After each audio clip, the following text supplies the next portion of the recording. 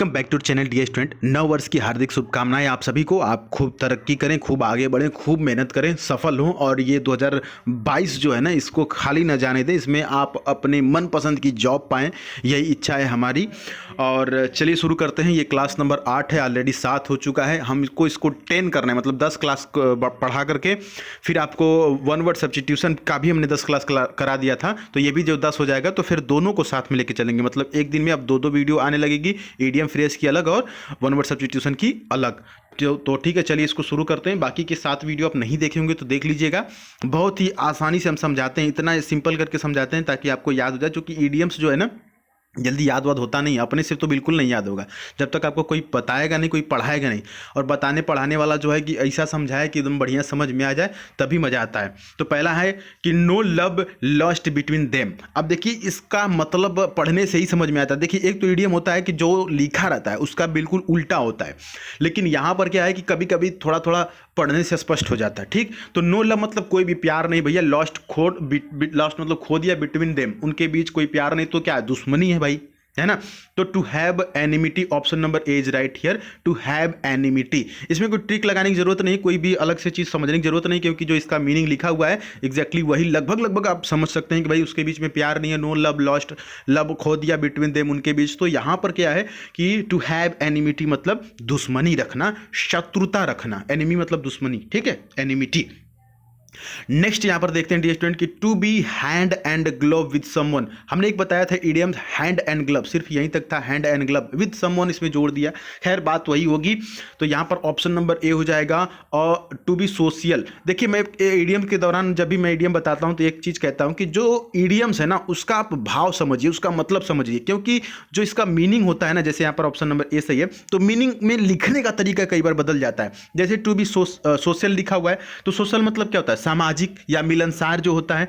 लेकिन एक जगह यही सही लिखा था कि क्लोज फ्रेंडशिप, तो वो भी तो वही बात हुई ना भाई, गहरी मित्रता है या क्लोज फ्रेंडशिप है, आप मित्रवत व्यवहार करते हैं, मिलनसार हैं, सोशल हैं। ठीक, तो ऑप्शन नंबर ए हो जाएगा हैंड एंड ग्लव। याद करने के लिए मैंने ट्रिक बताया था कि जैसे कि हाथ में ग्लव होता है ना, ग्लव जो जिसको दस्ताना बोलते हैं। आज इस समय ठंडी चल रही तो आप पहन रहे होंगे ना।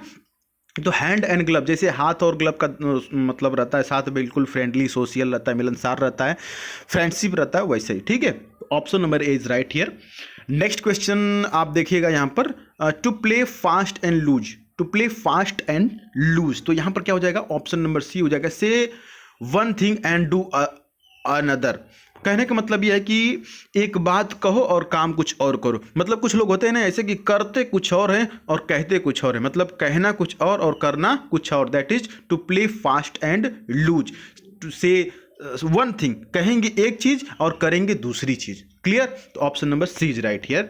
अगला देखिए आपके लिए यहां पर है to take stock of. To take stock of का मतलब होता है डियर स्टूडेंट सर्वे करना, है ना। टू सर्वे, सर्वे का मतलब समझते हैं, सर्वेक्षण करना। इट इज वेरी इजी है। नेक्स्ट देखिए ये जो है कि बहुत ही इंपॉर्टेंट है, अ man of straw. A man of straw, देखिए स्ट्रॉ का मतलब होता है पुआल या पोरा जिसको बोलते हैं अपने यहाँ। पोरा समझते हैं ना आप, पोरा समझते हैं ना, धान का पोरा। जब धान को पीट के अलग कर देते हैं तो उसका जो बचता है उसको पुआल बोलते हैं, पोरा बोलते हैं। ठीक, तो पोरा मतलब कुछ नहीं होता, बेकार है। तो लेकिन यहाँ पर इसका इडियम मतलब उल्टा होता है ना, समझिएगा। यहाँ पर ऑप्शन नंबर ए से होगा, a man of no substance.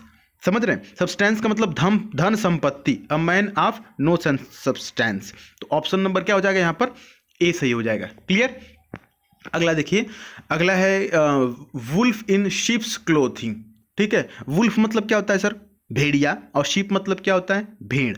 तो कह रहा है कि भेड़ के कपड़ों में भेड़िया, भेड़ के कपड़ों में भेड़िया। ठीक, भेड़िया खतरनाक होता है। भेड़ तो अपने यहाँ देखते हैं, बकरी भेड़ जो चराई जाती है ना, तो भेड़ और भेड़िए में अंतर है।